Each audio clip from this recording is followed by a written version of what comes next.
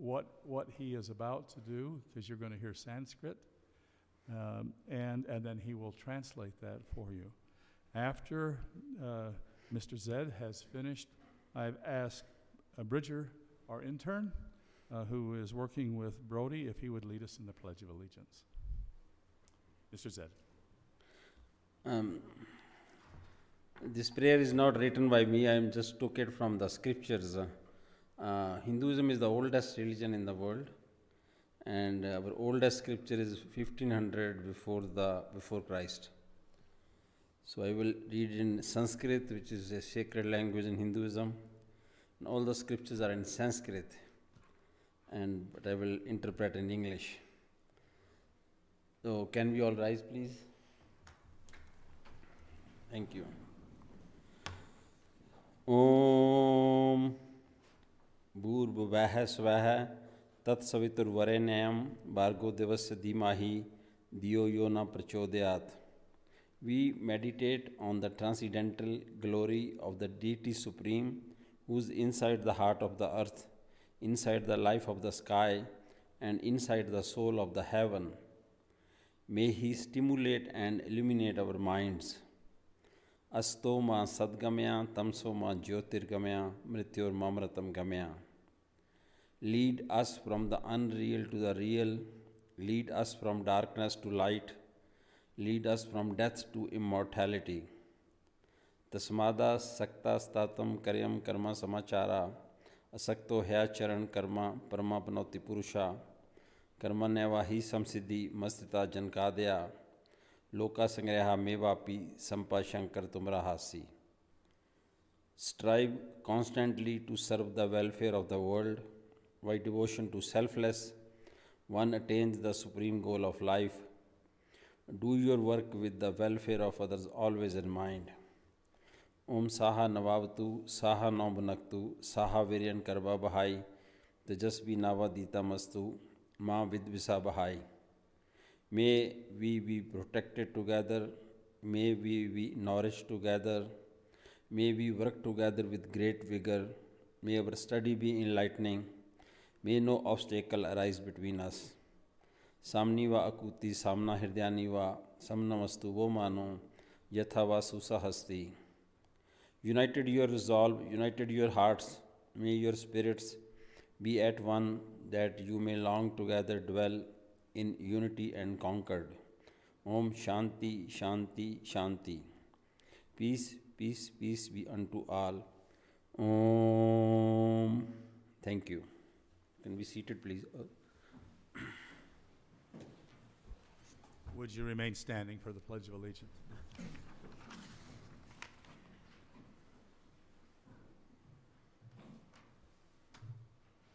Please repeat after me.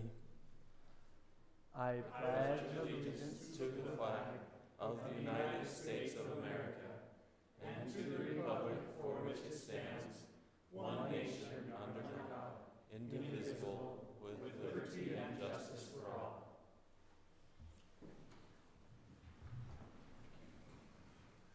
Thank you so much. We are honored, Mr. Zed, for you having taken your time to come and be with us. We know your time is very, very busy. We really appreciate you've honored us by being with us. Thank you. Thank you. I might make a comment in relationship to the international nature of Syracuse. Syracuse was back in the early 1900s, and there still are in this community a lot of Buddhist worshiping people in the Japanese culture that is here. We've been blessed with a Japanese culture that has been really something that is, I think, to be admired. And the international flavor of Syracuse, we may not be aware of it, but let me tell you a little story about my father. My father was drafted out of high school in 1944. He was not allowed to graduate with his class. He was taken immediately into World War II. One of the hardest things for him was to realize he fought in the Pacific and he was fighting against the Japanese nation. And he knew nothing but goodness from the farmers of the Syracuse farmland that was here. And it was very, very difficult for him to now be opposed to that culture because he knew that culture is nothing but kind and giving. So we welcome you here. We're glad you're here. Thank you for sharing India with us. We appreciate it. Council, I would accept a motion to adopt the agenda for tonight's business meeting. So moved. Moved by Councilman Mon. Do I have a second? Second. Second by whoever was the loudest. Cassie, did you catch that? All in favor? Aye. Aye. Any opposed? That appears to be unanimous. Item number 2, public comment. We subscribe to Robert's Rules of Order in our sessions. We reserve placeholders twice in our meeting for public comment. We do have some public hearings scheduled for this evening. We would wait, if you have comments involving anything else on the agenda that is involved in a public hearing, we'd ask that you hold that comment until the public hearing time is ordered. But we now will open this meeting to public comment. We would ask that you hold your comments to 3 minutes. If you would state your name and place of residence, because we are making a recording and a minute will be kept of this meeting, including the words that you speak. So I now open this for public comment. If there are any, we come forward and would you use this microphone? And Bridger, could you come and turn this rostrum around so it's facing the council?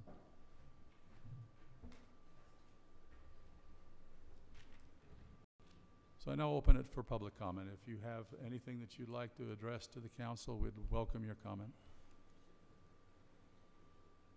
Hearing and seeing none, I'll close public comment until later in the meeting.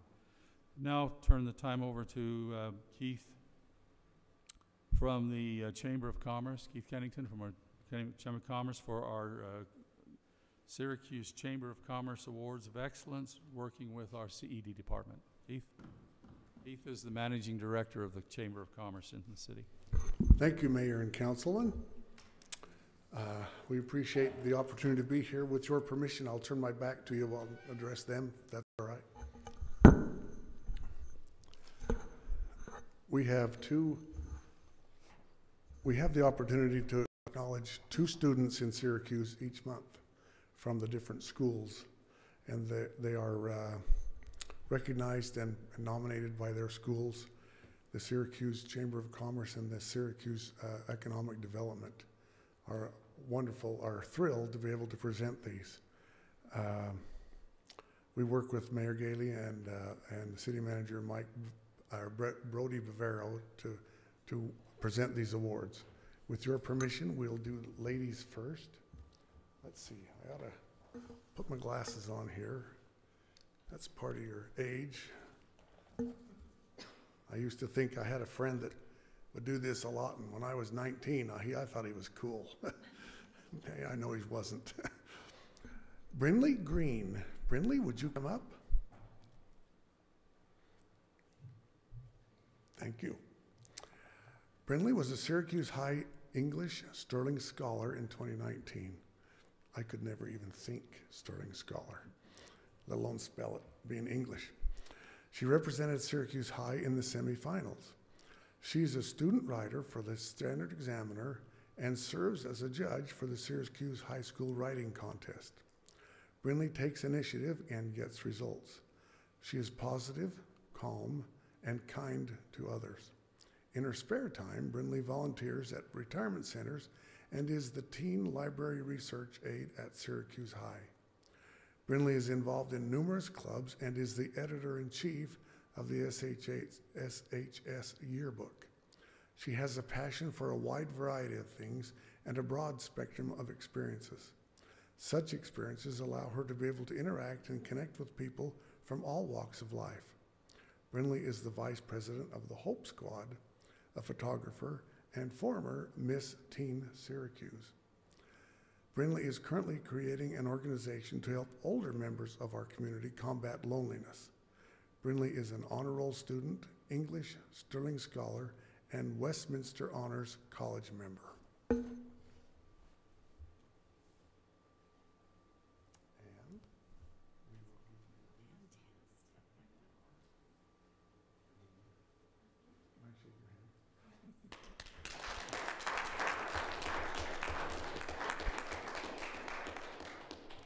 All right, let's get Hunter Peart to come up.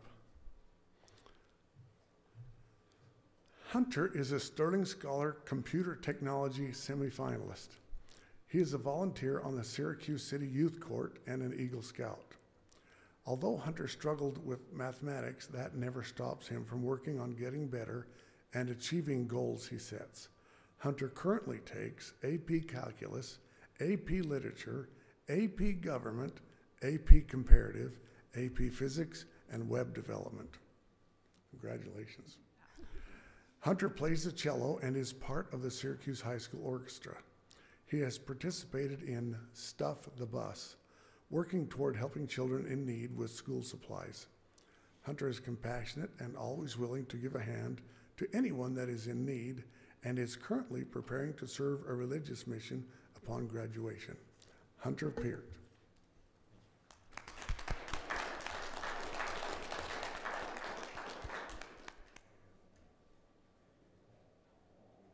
Now, if you would like to come up, Mayor and Council, would you like to come down and shake hands with these wonderful young kids?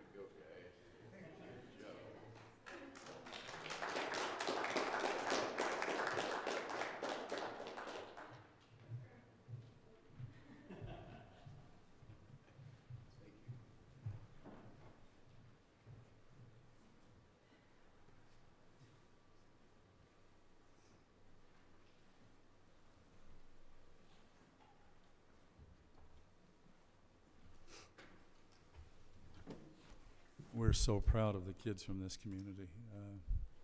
They are unique, and thank you, Brindley. Thank you. I wish I could work a computer. I'm that generation that's probably pretty computer dumb. I wish I were better.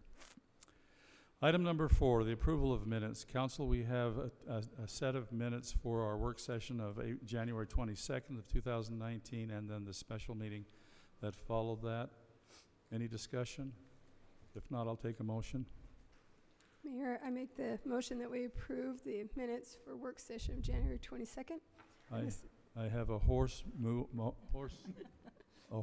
motion. That's how it's going to be tonight. Yeah. And a special meeting of January 22nd. From Councilwoman Bolduc. Do I have a second? I second. Second by Councilwoman Bingham. Any other discussion? All in favor? Aye. Any opposed? Cassie, that's unanimous. For the purposes of those that may not be familiar with our transacting business in the city, we have a consent calendar, and we put on that consent calendar items that we have discussed at length, and we are now unified in the passage of these items. Let me list them for you. Item A, authorization of the administration to execute a contract with Davis County Clerk Auditor's Office for the 2019 municipal election administration. We hold elections in the city on odd years, and this will be an election year in Syracuse. And we team with the Davis County Clerk's Office. Item B, proposed resolution R-1906, amending the city policy to allow for consideration of financial hardship relative to ambulance billing. Item C, authorize administration to execute animal control services interlocal agreement with Davis County. And item D, the consideration of the final plat approval for Criddle Farms Phase 2, located at approximately 4050 West, 920 South in the city. Now, we have discussed all of these at length and have agreed to put these onto a consent agenda. Hearing or having no objection, I'd entertain a motion to approve these 4 items. Mr. Mayor, I make a motion that we approve the items on the consent calendar. Second. A motion and a second. Any further discussion? All in favor? Aye. Aye. Any opposed? Cassie, that approved unanimously.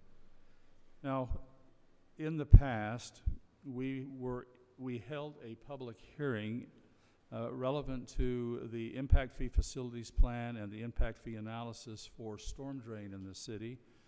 It was determined that we needed some more discussion for that, and so that public hearing was continued and will be reopened this evening. Robert, do you want to make a little bit of a presentation to those that are here that may not have been involved in that earlier, so that they know what we're talking about, and then I'll open public hearing. Yes, Mayor. State law requires that about every 10 years we keep an updated impact fee facility plan for the city. This is something the city's put together it's required in order to charge impact fees as new growth and development happen in the city. This decides how much new growth could pay up to a maximum amount based upon their impact to our infrastructure. This one here tonight is specifically just for our stormwater system. There have been projects identified on our list for the next 10 years that would be needed based upon what growth we're anticipating. Most of that growth we're seeing on the outside fringes of our city. Much of it's on the western, west of Bluff Road is where we're seeing a lot of the new development. So a lot of these projects are identified to help support that new growth. So with that, impact fee facility plan was developed, and in conjunction with that, an impact fee analysis, which is the financial part, was also put together that supports the impact fee facility plan. So both documents work together in order to establish what our maximum impact fee can be as set by City Council. So this is before you, and I'll take any questions. So I'll start. I read through this, and I maybe I have an outdated packet, but it does not appear that the adjustments for agriculture were made, as we talked about. It's what I saw, and that there was quite significantly less. Is it in a different section? Well, so I not in the plan itself, and maybe I'm jumping ahead to the next section where we're actually accepting the fee schedule. But in the fee schedule, there's only one line for storm, and it's only for residential and commercial. So I'm probably skipping ahead. Council, No, that's fine. Can I call an audible here? And we really need to be in public hearing first, and then I'll open that to discussion if that's okay with you. Okay. Sure. Now, we began this discussion a month ago in the business session that we held in February, and it was at that time decided that we would continue the hearing and table that discussion at that time. Since that time, the council has had opportunity in a work session to further discuss that. As you can see, there are some clarifications we still need to make, but I would now open this meeting for public comment on this issue, Ordinance 19-02, impact fees, the impact fees facilities plan, and impact fee analysis for storm water. If you would like to make a comment about that, we'd invite you to come forward. Again, state your name and place of residence, and we'll give you 3 minutes to address the council on this issue. Hearing and seeing none, I will close the public hearing and now open it for discussion. I can answer your question. That's a great question. That is, I've left it as it is, knowing that the council can make whatever adjustments you desire to make, and we can incorporate those from your decision here tonight. if you'd like to modify any of the rates. I know you had concern with the agricultural.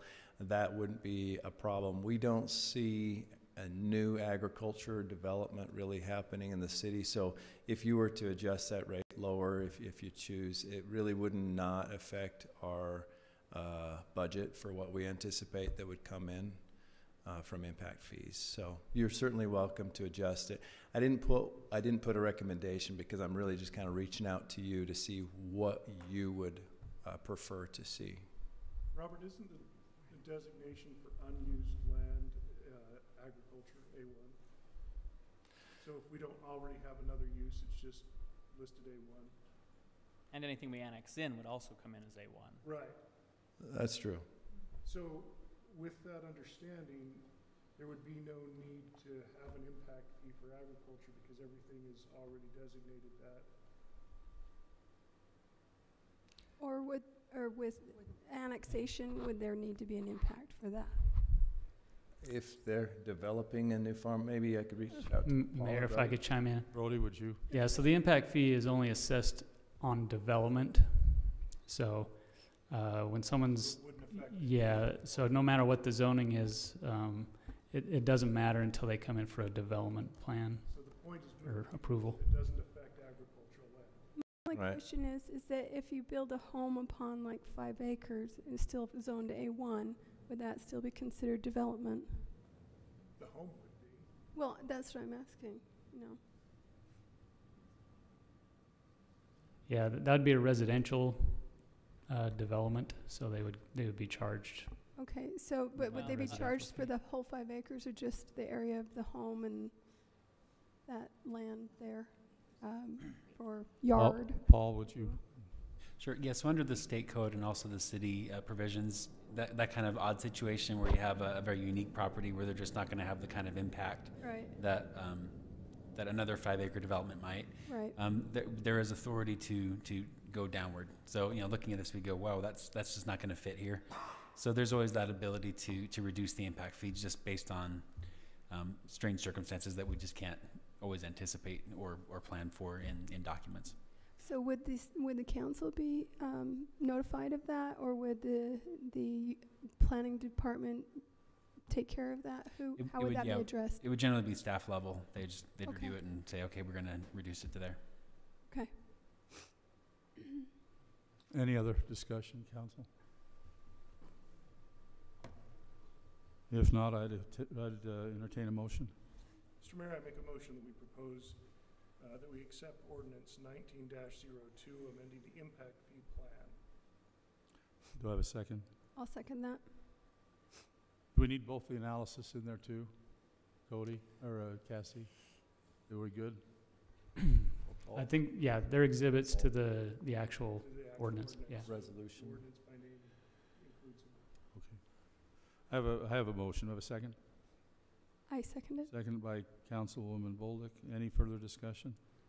All in favor? Aye. Any opposed? Hey. Okay, that's 4-1. Did you record that, Cassie? Okay. Steve, do you want to set us up for a public hearing on a fee schedule adjustment? Sure. So this is a consolidated fee schedule update. There's one change to a fee and then 2 minor changes to some wording in the document. The fee schedule is a list of all the fees the city can charge for different types of services. The fee we're discussing tonight is in conjunction with the stormwater impact fee that was just passed in the ordinance previously discussed. That will increase to an average of $7,488.65 for all types of development in the city. And then the 2 minor changes, one is to a note reference to the transportation impact plan to check our website for all the listed fees. There's about a 1.5 pages of fees for commercial transportation types that we can charge. We only have the 5 most popular fees in our fee schedule. And so we're just requesting to add a note to check our website and the IFA for a complete list of transportation impact fee fees in there. And then the other one is later tonight will be, actually we just approved in a common consent the hardship waiver policy for the fire department. This is just updating the reference to R 1906 in conjunction with that approval of that hardship waiver in the fee schedule. Those are all the changes in the fee schedule tonight. Okay. Now again, anytime that we spend money, we have to have your approval or an opportunity for you to voice a concern. First statement was incorrect. Council is the one who makes the decision and approves the expenditure of money, but we have to make it visible to you what we're doing. So I would now declare we're in public hearing. Again, if you'd like to address something in this issue, in the fee schedule adjustment, we'd invite you to come forward, state your name and place of residence, and we'll allow up to 3 minutes for you to comment to the council. Hearing and seeing none, I'll close public hearing. Council? I'd like to start off, so we're dealing with primarily the fee that's attached to the ordinance we just passed. Councilman Savage, you voted against that. Can you share some light on, is there a reason that I don't know? I mean, maybe I'm not seeing something I need to. Just specifically, I want to make sure that, we are a farming community, and I want to make sure that we put up zero obstacles to continuing if anyone wants to create a farm in Syracuse, I don't want to put any impediments to that. Okay, so am I wrong? There wasn't anything that would happen to a farm or to new farmland? Well, So if someone were to buy, let's say, undeveloped land, and they say, we're gonna start a farm, they build a house on that farm, Right. then there would be an impact based on the house. So I think that the analysis Wouldn't be an impact on the agricultural used land. we wouldn't charge it on like the farmland. It would just be charged on, and this is assuming this happens, we would say, okay, let's look at the footprint. Let's look at like the impact that it actually has on the system. So if they put in a yard or if they put in driveways and things, just like any other residential, we would limit our review to that. This is a not base. based on total acreage. No. Okay, so that was my primary concern, is that it would be on the total acreage and you'd never have another farm in Syracuse again. Mhm. So, because I agree with you, but I also understood what you said. I didn't think that was valid, so. That's how we would do Okay, it. does that relieve your concern? 'Cause if it's a valid concern, I share it with you. I wouldn't want to prohibit farms. I mean, I think it's fair to say that if you are building that house right next door to another house and you have runoff of your water, then it's going to impact somewhere, off the rooftops and off the driveway. So there is some impact, but it's just. Well, naturally, I was never advocating no Okay. fee. Yeah, I was and going to leave it where it was at and I a agree. reduced Not the rate, total just acreage. not the Farm. quadruple what it was at the time. Right. Agreed. And farmland doesn't apply, so. And we're okay. So if that's the way we're interpreting this, and that is the way the law interprets this, then I can go ahead and We're just getting the approve this. final approval that that's okay. That's the way that we would apply it. And if you want to put in the caveat of, undeveloped agricultural land is exempt or something like that, Well, it doesn't need to be exempt. It's just needs to no only impact. apply to the structure being built and not to the total acreage. That'd be fine if you wanted to just add that little caveat in there so anyone looking at the fee just recognizes they're not going to tax my farm. I think that is a proactive move, especially if you have somebody who's looking at what it would cost them to build here or farm here. And if they know that that is a precursor to it, that it won't be, the fees will not be there, then that might be a benefit right off the bat before they even consider going in. So to the developed property only? Yeah, to the property and I guess if there's a farmhouse or a barn or something, that could have an impact maybe. So, Okay. but yeah, it'd be limited to the. So if you want to add that language, we can always put it into the fee schedule. I would make that friendly, well. No one's motion to. Oh, I see. I'm hoping I'm on the right one. So I guess I'll take a crack at this. So, I move that we authorize. Let's see, where is it? We 1907. accept proposed resolution R1907, amending the Syracuse Constitution consolidated fee schedule and making adjustment throughout, with the note that for agricultural it will apply to the structure, the residential area and not to the entire farm property. Do I have a second? Second. Mary, can I get a clarification on that? That So, was kind of so what we're saying is the fee for agriculture only applies to the developed impervious surface. Yes, Correct. because that would be different than If just that's the the structure. correct lingo, then yes, let's make that, I'll accept the friendly adjustment. Okay. Have a motion and a second. Any further discussion? All in favor? Aye. Aye. Any opposed? Thank you, Jordan. That's unanimous. Cassie, do we need to reconsider the 6? No, So it was just passed. adopting those That can two. stand? Okay. I think we need to. Okay. Just as a correction, the council actually is the one that makes adjustments to impact fees if there's a challenge or a request for that. So I was mistaken. That's kind of what I thought. you. Yeah. Okay. We're at item 8, authorized administration to execute contract at 500 West Road Widening Project and remodel of home located at 55 West, 2525 South. Brody, is this Robert or you? I got it. Okay. So for those here who are wondering what this is about, it's not the entire stretch of 500 West Road. It literally is just a small section between about 2000 South down to 2150 South, just on the west shoulder. There's an 18-foot wide strip of land that's already been reserved and prepared for a future road widening. So this would take care of that little small section. This section of road is right across the street from Barlow Park, too, by the way. And then added to this is also a house that's located at 555 West, 2525 South. This house the city owns and purchased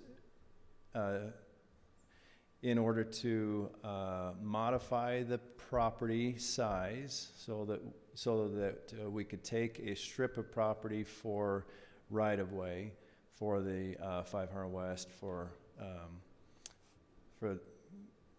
ultimately 500 West is designed to be an 84-foot wide right-of-way that goes from Freeport Center clear down to where Layton Parkway would intersect down by Bluff. So about 2.5 mile stretch of road. So this is just very small segments that would kind of prepare it for that.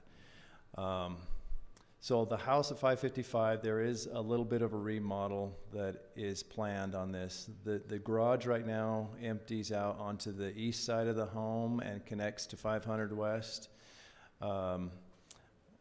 The plan is to reface the garage to the north to connect with a driveway connection to 2525 South instead. So that's really the remodel, is primarily the garage and a little bit of the site work with driveway and landscape to fix that and then go from there. So that's what this project. So we had 13 plan holders and 3 of those bid on this. We got bids on March 5th. And the total bid amount for the low bid was $348,023 for that. All of the bids came in pretty close to each other, so we feel like that's a good bid price, and we're asking you to go forward and award that. I've included more stuff in the packet just to give you a little bit more idea of where the house is situated, what the right-of-way would look like, and that sort of thing. We want to, keep the house. Obviously, we don't want to tear it down. So we want to minimize the impact of the right-of-way on that house, so it could still be used with an RV pad on the side. And instead of a 3-car garage, it's a 2-car. So. Okay, so we talked about this a great deal, and based on the bidding information that came in, I'm ready to make a motion unless anybody else has further discussion. We have to have a public hearing, don't we? No, Yeah. No, that's the no, next Oh, the we next already one. did that. surplus. Oh, that's to get rid of the house when it's Yep. done. But it's- Okay, I have a question then. You mentioned in the write-up that the house part of it came in higher than the rest, but we don't have that breakdown in these documents that I saw. So what is the house cost and what's the road cost? Yeah, so the cost of the house is about 75,000. We had estimated about 50. We don't typically do house remodels, so I think our estimate was just a little low because we just don't have that kind of history here. But yeah, about 75,000 of it was for the actual house remodel. Does this remodel include any type of fencing at all? Or is it going to be left open there? And that's fine either. It would, so in the site work, yeah, there would need to be a short retaining wall, and we had planned a fence right on top of that retaining wall so people don't trip and fall off the wall. Plus, it's a good separation for where the RV pad would be compared to the sidewalk. So it's retaining wall, straight down, sidewalk, and then curb, so no park strip. Okay. So. Any other discussion, council? I'd entertain a motion. I'll make a motion that we authorize the administration to execute the work on the property at 500 West for the purpose of road widening, and authorize them to execute it with the low bidder. The second? Second? Second by Councilman Savage. Any other discussion, council? All in favor? Aye. Any opposed? Stands unanimous, Cassie. Steve? Robert? Uh, Oh, sorry. Go ahead. What? That's time for public hearing, isn't it? yeah. Oh. Steve? For the you surplus, I'll be here for the surplus. Are you one. going to do Oh, you're the surplus? surplus as well. Okay. Yeah. Let me just set this up so people understand what we're doing. From time to time, the city has surplus property that is no longer usable by the city, been replaced by something else. And because it involves the exchange of money, it needs to come before the public. So I'm going to open a public hearing as soon as Robert is through. He will go through a list of items that are deemed surplusable by the city. So Robert, would you go ahead? Yeah, so first up is the surplus of property for this house at 555 West, 2525 South. The amount of property we're taking for road right-of-way is 0.06 acres, which is about 2,000 square feet. So it's just a small amount. Like I mentioned before, we wanted to minimize the amount of yard space and impact we'd have to take. So the property goes from what is that, 0.32 to well, let me get it here, from 0.32 acres down to 0.26 acres. Once construction's complete, this property can be available to sell. The city would not need it anymore. So that's why that is on the surplus list for this, for real estate. Always been the intention, so let's go. So, and the other part is some fire department. I don't know. Aaron, did you want to mention? Okay. If they have questions, yeah. Yes. Everything was in the packet, so. For the benefit of the public, let's list what is there. Okay. Yeah. Oh, hey, thanks. Okay, so fire department has some items. We have Hearst hydraulic extrication equipment. Something everybody needs in their garage. Yeah, that's something everybody's got to have. I want some.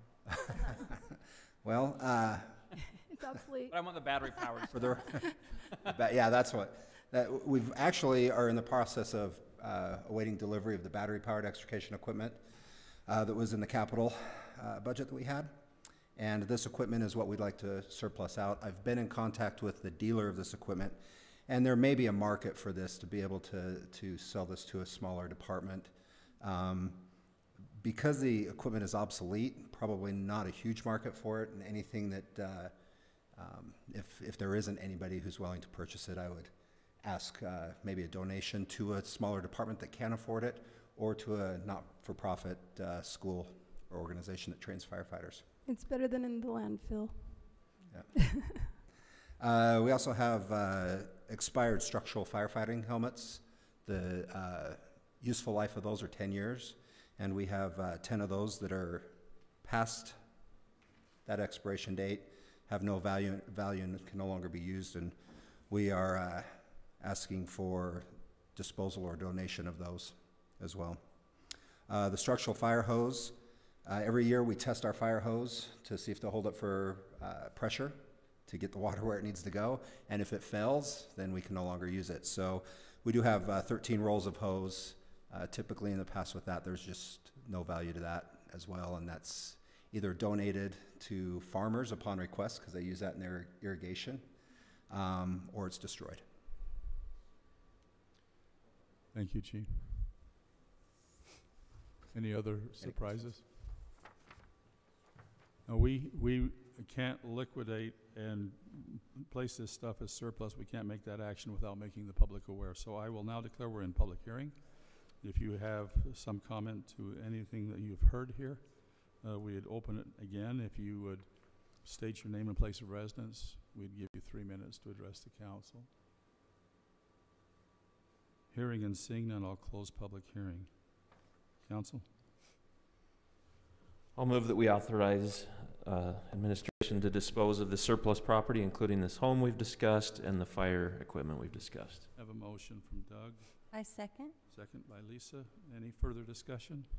I just hope that we do take a chance to try and, you know, do something, get something out of it, because even though you've listed it as no value, maybe it has no value to a firefighter, but, you know, people purchase some of this stuff as novelty or for other uses, and Put the helmets on eBay and just state they're Right, no longer yeah. safety rated. Yeah, we were talking about the helmets.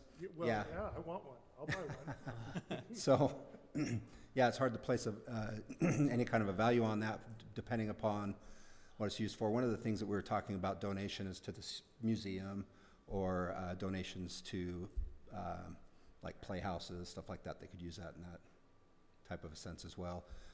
There's also sentimental value, so people who do want to have it in a collection as well, but it's hard to determine how to get rid of that. So, but. Well, I mean, let's just try to sell what we can. Maybe somebody would, even for the old fire hose, if it has a use for a farmer, maybe he'll give you $1 a roll. I don't know, but it's better than just getting rid of it because it is the public's property. So Absolutely. Mayor, can I chime in on that? Yeah. So one thing we always weigh when we're trying to get rid of stuff is the staff time cost of selling it. Sometimes if we put staff time on it and it costs more than it costs more than what we actually get back, and that's not efficient either. So we have to weigh that on each item. Thank you, Brody.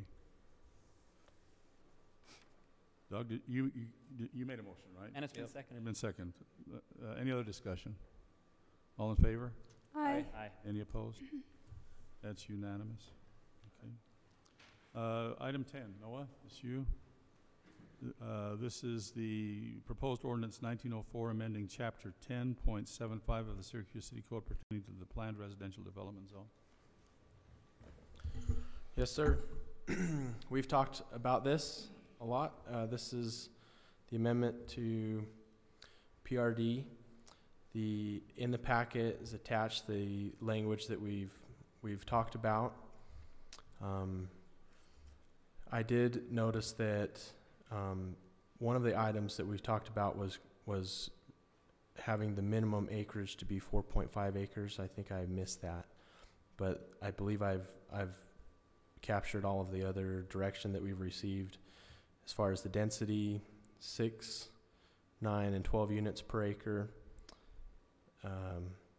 Changing the classification in the from the future transportation plan street network to existing, and also making it a requirement to meet 3 of the 4 items in the 12 units per acre.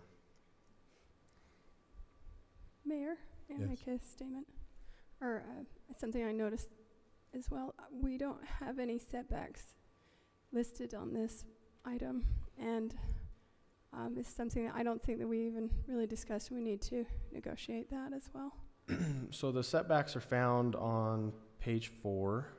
Okay. That's the existing what the existing ordinance says. Or, I missed it. They talk about front, side, and rear yards.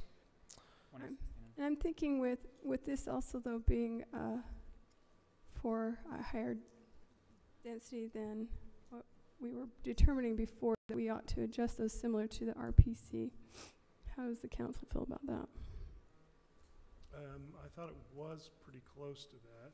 Well, the front setbacks in the RPC is I think 18. no, the front is 20. That is correct, but the sides are 5 and 5 for a total of 10. Right.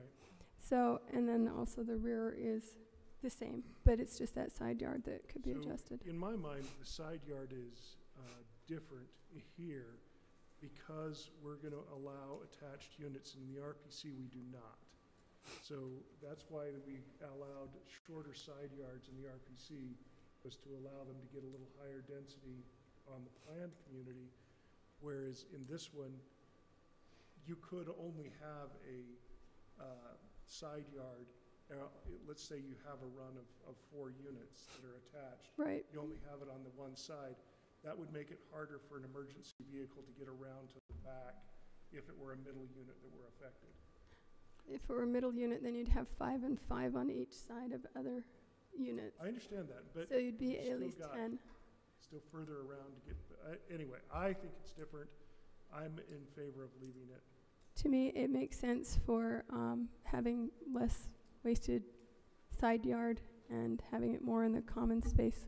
Council, I'm going to put a recess on our discussion right now, and this whole discussion of the PRD rewrite of the zone was triggered by an application from an applicant.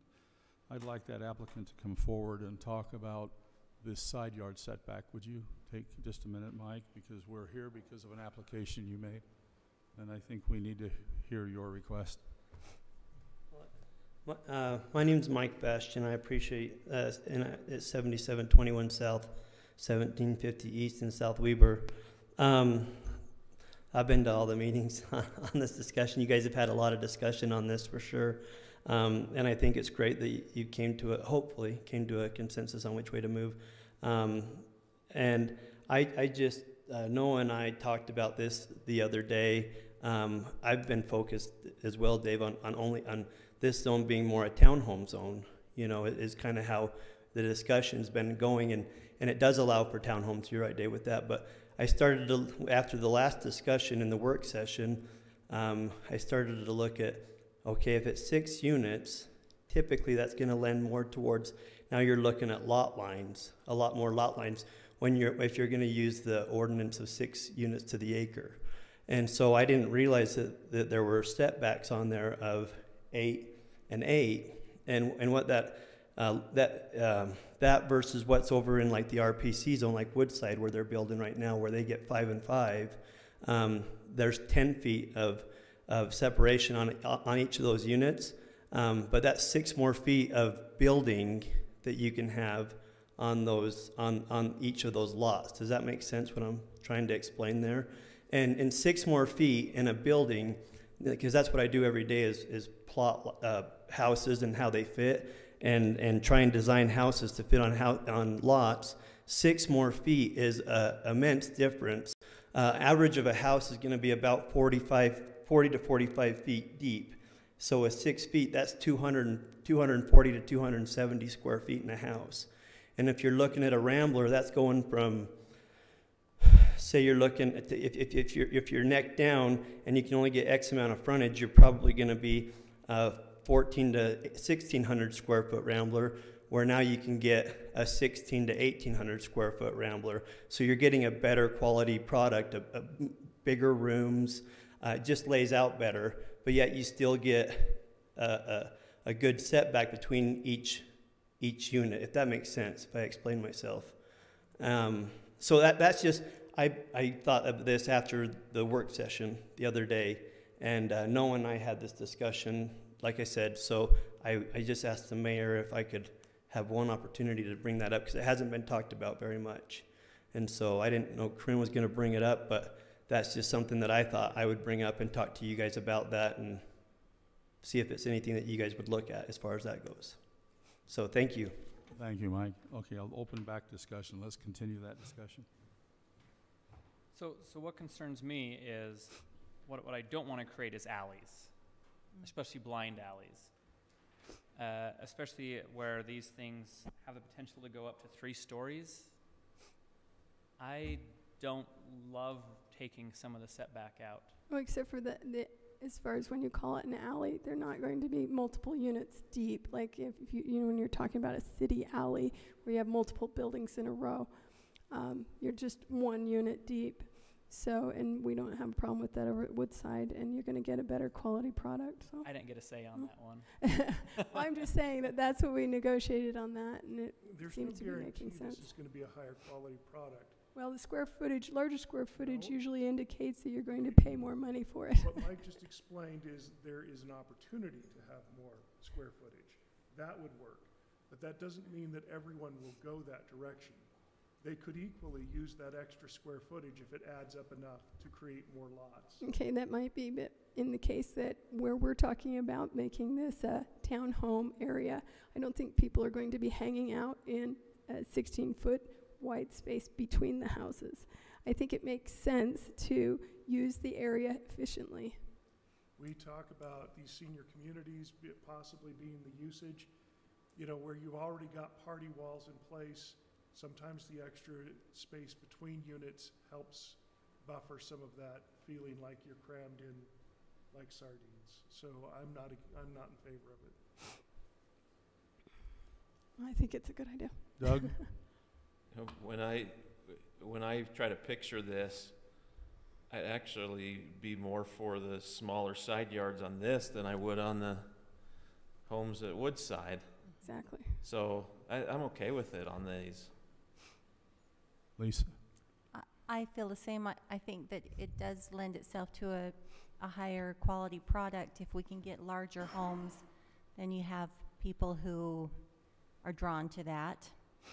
It tends to raise the price and tends to raise the level.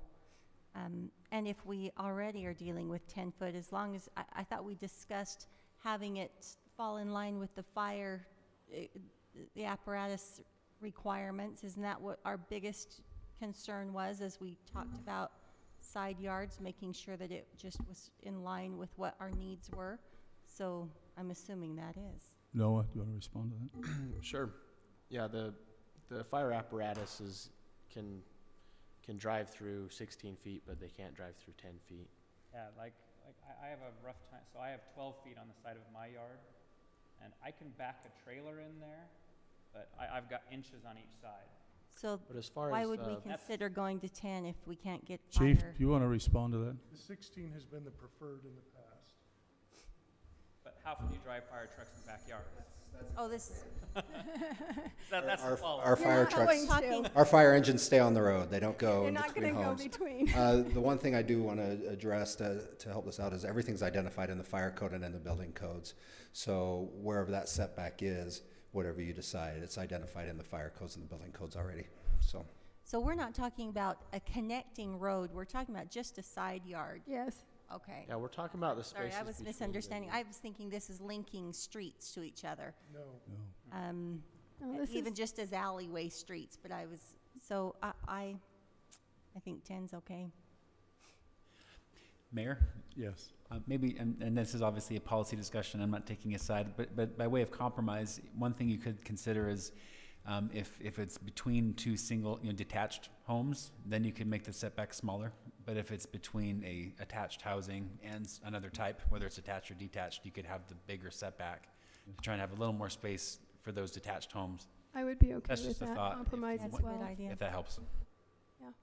Well, having them attached is also a benefit to the developer. So giving it on the other end is probably acceptable, right? To like on the edge of a development, if we have a little more on the side. I don't know how we would, or we can just Then we need to wordsmith word that. it that detached homes, the setback is 5, and Or on the edge. Oh, and yeah. any connected units has to have a side setback of 8. Council? You mean, Go ahead. sorry. Go ahead. You mean on the side of the property adjacent to differing housing type? Yes. Okay, only on that area. maybe Paul can write something. Yeah, yeah, sure. I could write that up. Or we could just compromise in general and say 12 or 14 feet rather than 10 or 16. Do we care if this makes it more difficult for the developers and if it's going to make everything a little bit more convoluted for everyone? Do we want to stick with something that's just general or say depending on the structure? I'm thinking No, it's, I'm willing to give the incentive to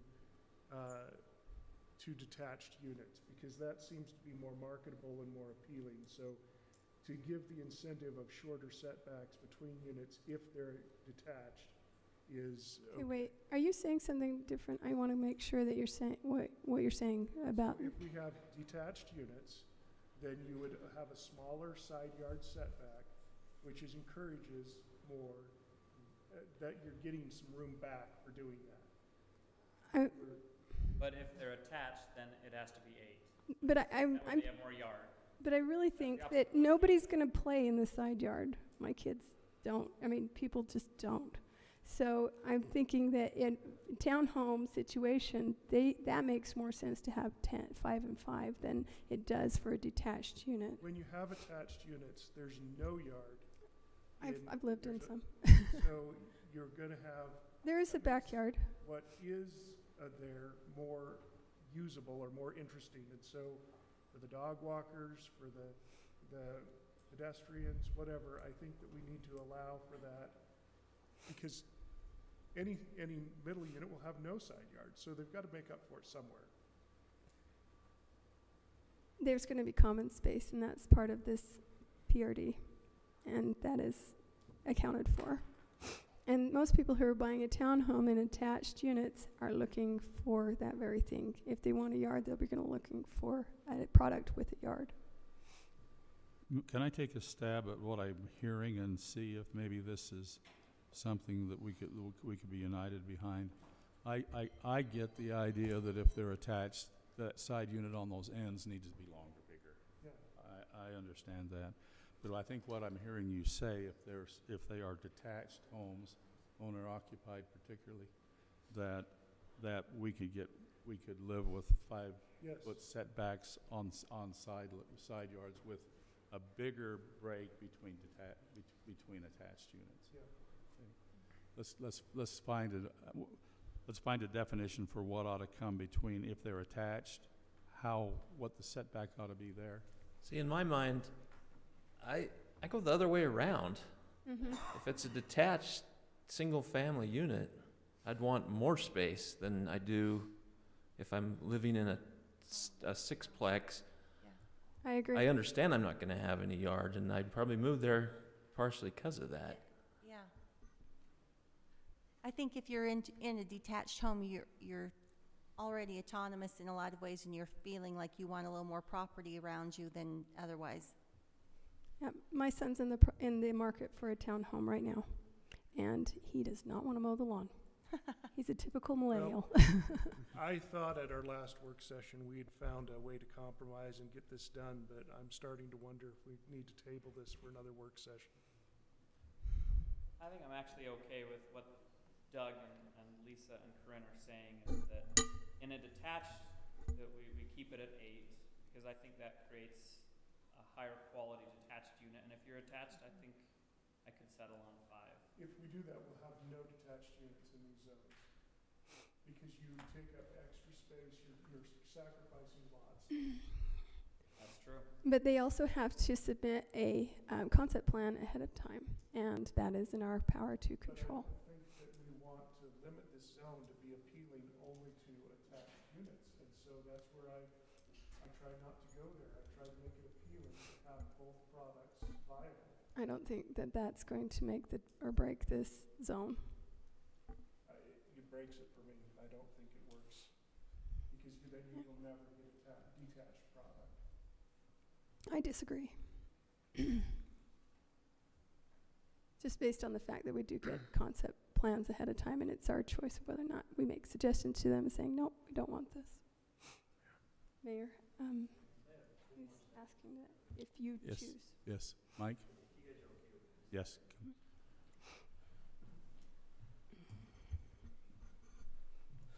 So I think there's really good on both sides of this discussion. I can see both sides and what they're saying. I'm focusing more on the lower end of the PRD because we're talking about 6, 9, and 12. That's what we've been talking about. And I'm looking more at what the product's going to look like at 6. You know, there probably will be some attached, and there probably will be some detached, a mixed maybe. I don't know. I've got to, looking at how that's going to fit 6 units to the acre. But that's not going to,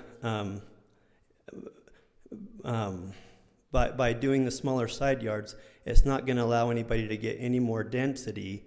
It's just going to be what type of product they're able to put on those lots. So just because they get a 5-foot side yard, they're not going to gain any more lots by doing that. They're just going to get a better house on that. Maybe be able to, it doesn't sound like a lot, but in 6 feet of a main floor plan, that could be the ability to put main level living if you're looking at 2-story type products. So that's really what I'm looking at is with talking about these side yards, just the ability to put a better product, not necessarily more units, because you've already defined that on what roads can have only 6, only 9, only 12 if they qualify for those things. So in just doing 5 straight across the board, and I'm not telling you what to do, but just by doing 5 straight across the board, it's not going to allow for any more density, if that makes sense. So, thank you. Good point. I'd entertain a motion. Do you want to table this and discuss it more, or if somebody thinks they can? I'll make a motion that we table this. Do I have a second? It died for a second. Another motion? Make a motion that we approve this PRD 10-75, or I'm just making sure I'm reading the right thing. Proposed ordinance 1904 amending chapter 10.75 of the Syracuse City Code pertaining to the PRD development zone with having 5 and 5 feet on side yard setbacks for attached units. Well, you just added 5 to the back? No. 5 and 5 on the side yards, I said. Okay, we have a motion. As I understand it, the motion is 5 rather than the So you're 8. talking about only adjusting the side yard? Yes.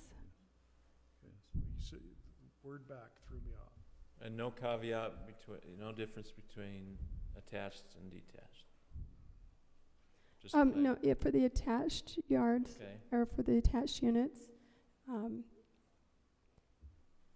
I'm comfortable with doing the 5 and 5. If we do a straight across, oh golly, now you're making this a really bad motion.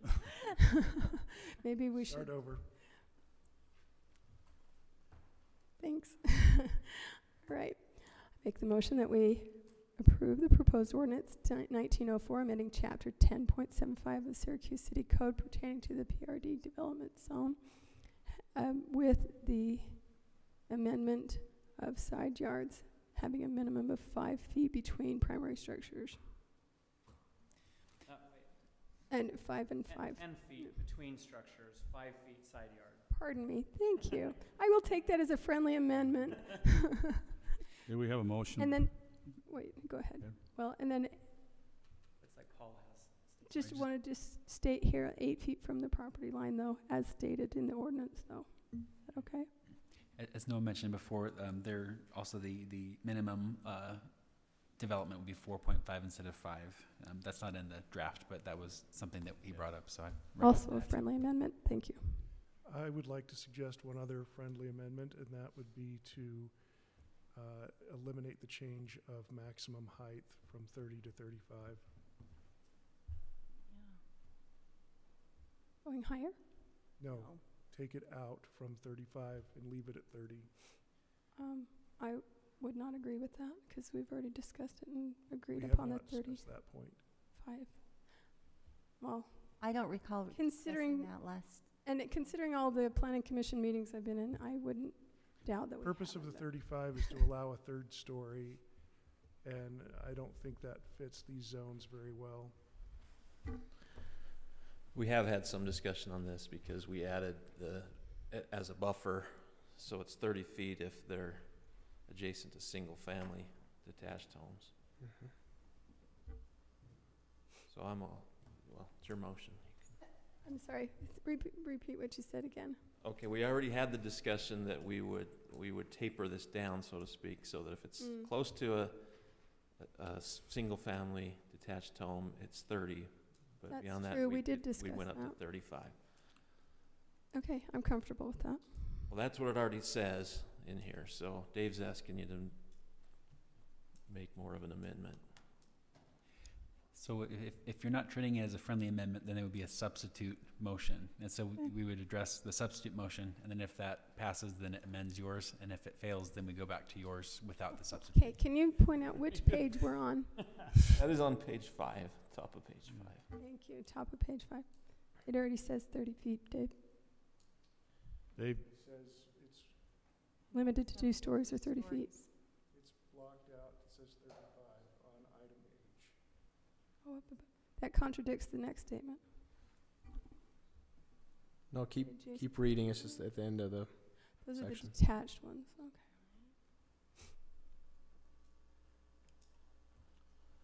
Dave, do you want to make that a substitute motion to what she's?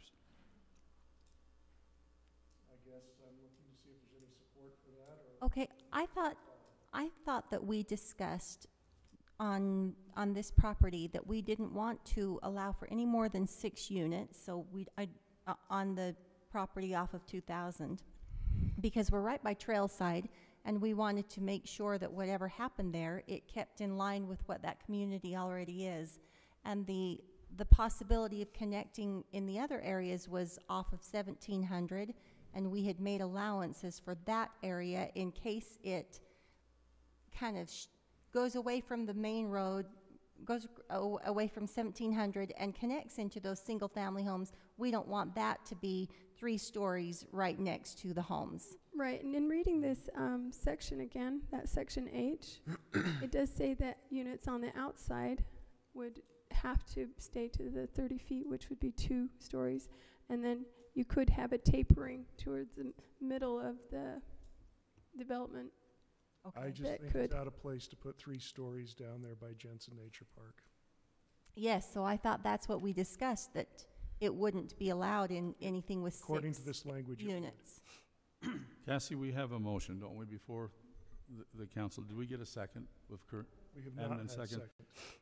Okay, So Corinne's motion, Yeah. adjust the side yards. Yep.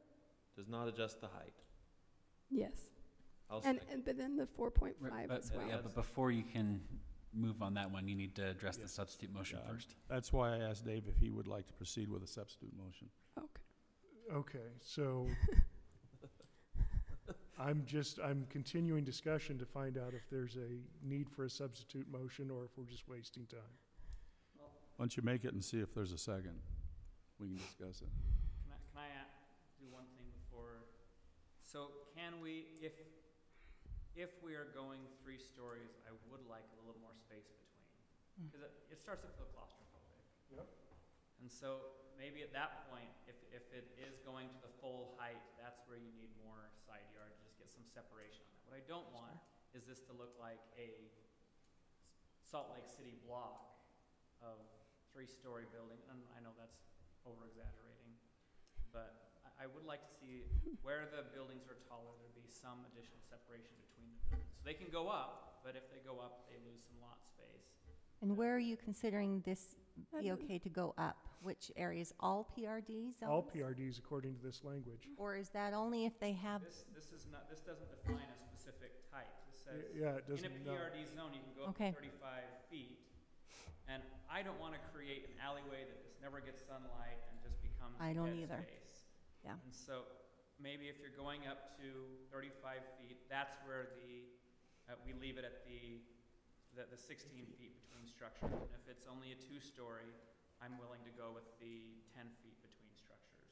can we go back to the original idea of having the areas that need 3 or more of the required area allowed for the 12 units? can that be the only area that we allow that height? Can That we, would be a new clause. okay. That's an interesting clause, though. It is an interesting clause. I feel like we've discussed this trailside area, and we really, at least in my mind, I was convinced we were going with 2 stories maximum and patio homes and structures of that nature.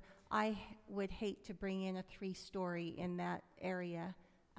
I feel like that there may be an appropriate area in this city for that, but it is not by trailside. So if we need to rewrite a clause for that, I would support Dave's motion to table this to see about rewriting a clause so that we are protecting what is already something that we've discussed protecting. Would you make that by So way I of make a substitute motion that we table. Well, let me this. finish. Would somebody like to make that by way of a substitute motion to what has already been placed before the council? Then I make the substitute motion that we table this until the next work session. We have a second? I second. We have a substitute motion and second. Any discussion? All in favor? Aye. Aye. Aye. Any opposed? Nay. 4-1. Hey, Cassie, did you get that? Okay. At this point, we would reopen this meeting for public comment. If there is something from the group that you would like to address that you think has slipped between our fingers, or something that you would like to share with the council, we'd invite you to come forward. We'd offer you 3 minutes if you would state your name and place of residence. We'd be glad to. Hearing and seeing none, I will close public comment. Council, let's talk about announcements and things that we have to share with one another. Let's start with you, Lisa. I've spoken, well, we all received probably the same letter from a resident named Jen Young, and I told her that I would bring this up as a possibility for a discussion on another meeting night. She's concerned about Jensen Park frequently has ducks crossing the road and being hit by cars because it's 40-mile-per-hour zone. So she suggested having a small fence be put along the main entrance, 1.5 to 2 feet. I don't know what our stipulations are there, but I wondered if that's something we want to discuss, and something that, and I know that there was a lot of back and forth with her emails and lots of responses from council members. I asked her if I suggested she come to the public comment portion, but if she didn't, then I would bring it up. If I have another council member who is in agreement with that on a work session, we'll be glad to put it on a work session. Do we own the trail in front of Jensen? Just curious, because there are some parts of that area that we do not own. That would be the first question. And then secondly, this affects our budget, so if we need to, I don't know, how would we control the actual entrance there by putting fencing? My only concern with that is I don't want to in any way limit access to the park. Right, and we can't, I guess we can't really discuss this either, because Yeah, it's not on the can't agenda. discuss it. So maybe if we just put it on the agenda for a discussion at a later work meeting, and we can talk about the ins and outs of it, and it may be that there's nothing we can do, or maybe we can. I'm going to suggest that I think that it's impossible to control birds fly. Deer crossing, and ducks fly. So it doesn't matter how tall the fence is, ducks can still get onto the road. And I don't want to, our parks resources are so limited. I mean, I respect everybody's consideration here, but I just think that we're wasting our money. So I don't really want to discuss it as an item, because I think it's impossible. I guess my comment along with that support is there's not fences on the other side for the ducks coming back either. And there's about to be a freeway on the other side that we also can't restrict. Yeah. And we'll have no control I just over think that. this is a losing battle. I feel for the ducks. I hope they fly high and land in the right spots. But at the same time, I don't want to waste public funds on a fence that won't have Sorry, an effect Lisa. on this No, issue. I told her I'd bring it up, so that's what I've done. Okay. So Thank you, Lisa. So for me, just want to thank everyone that's coming out to CERT. We're having a great time. We put out some fires a couple weeks ago. Last week we practiced some triage. We've got some great citizens. This is one of our biggest classes we've had.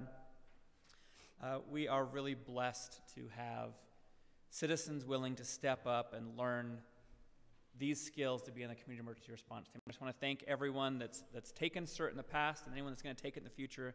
Come at it. It's a great course, and these guys are really going to save us if there ever is a disaster. On that, I stopped by this week to take some pictures, and let's just say that, Lisa, you're very fashionable as a CERT.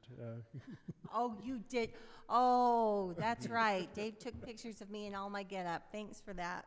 You're welcome. You wear I a want hard that hat to be well. on the next poster. We get posters. You make it lively, Jordan. You do a great job there. And Corinne, you're to be commended too. Great endeavor in the city.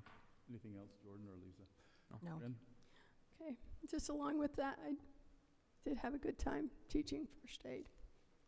So, anyway, I did notice in the packet about the waste management, and we need to make sure that we get it advertised about their proposal to, because of their improvement project, to increase that bill, and that's not our choosing, that we need to make sure the public understands that. And then I will be getting a report finalized about the last ULCT meeting that we went to yesterday.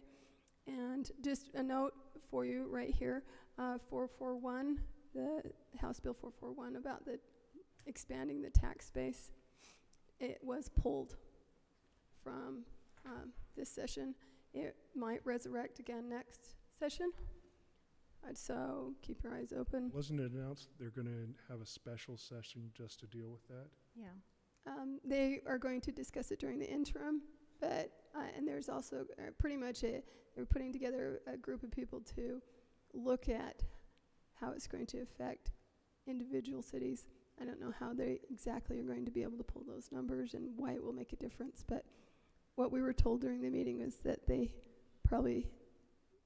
are guessing that the legislators got a lot of backlash for it over the previous weekend. So it was pulled. So it's nice that we don't have to worry about it right now. Thank you for attending, Corinne. Appreciate it. I know that Paul and Brody are also actively all down there. Thank you. David? I'm just checking. The governor's statement says that they'll have a special session, so. Oh, that's new development because we didn't talk about that yesterday. Okay. There will be a choir and jazz band concert in this facility on April 15th. That's a Monday night. Great family-friendly activity. Just thought I'd make everyone aware of that. When did you say? I'm sorry. April 15th. April 15th. Tax day. Tax day. Come get rid of your fears with some happy music. They will be doing some oldies rock music with the choir, and the jazz band will be doing some big band era stuff. This will be the first performance of the Syracuse City Jazz Band. Are they still doing the Messiah? They are not. They're not, okay. Anything else? Nothing from the sewer district? There is some ongoing study. I don't want to bore everybody, but there's ongoing study about the effects of service districts on the Great Salt Lake. There's a big write-up that I have on it from Utah State and some research projects. There's still a lot of discussion about where that's going to land, and we really don't know. I did send an email about a legal issue that has come up, and I'll just leave it at that. Direct you to that email. Thank you. Doug? I do not have anything. Okay. I might mention to you that Wasatch Integrated Waste Management will be selling their bonds tomorrow, over Wednesday and Thursday, and they received a AA bond rating. They will be bonding for about $18.5 million to build the ability to recycle about everything that you can recycle. at the transfer station. So those bonds will be sold tomorrow. That's all I have. Brody, do you have anything? I don't have much. The monthly report for February will be coming out this week. I want to introduce Bridger Langeveld. He's an intern helping out with us with the administration. We've got a second intern, Kate Ward, who's also helping out, and getting both of them on board these last couple of weeks. So I'm just a few days behind on the report, and we'll get that to you this week. Council, I'm going to place us in recess in our business meeting and ask you to go to the agenda for the RDA agenda that we have. We have one action item that we need to take in relationship to the RDA. So I'm going to call that meeting to order and ask for a motion to adopt the agenda. So moved. I have a motion by Councilman Mon. A second? Second. Second by Councilwoman Bingham. The agenda item we have is to review Resolution RDA 1901, establishing the tenant incentive program for the spaces within the Antelope Business Park. And Noah, is this you? Yes, sir.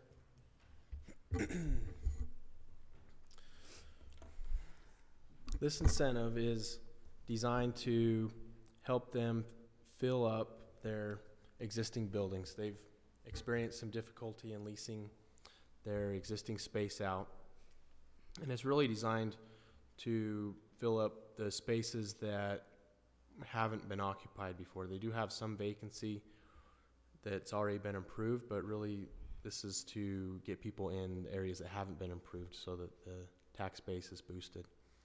And there's a incentive structure. It has 3 tiers based off of the input that we've received from you guys.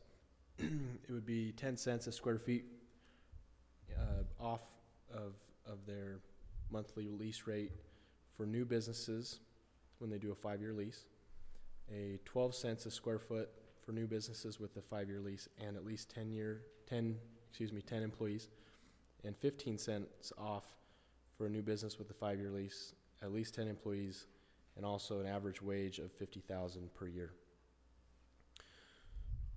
The lease rates that are around this incentive would make it comparable to some of their existing lease rates. In the packet, there's an exhibit showing what's been leased up right now. So there's approximately 40,000 square feet that's still left to lease up, and so if this were to be approved, we would be able to incentivize these businesses as they come in. Okay, thank you. Any other comments? Paul, did you have a comment? The tenant incentive program, there's a document attached, several pages that we put together based on that.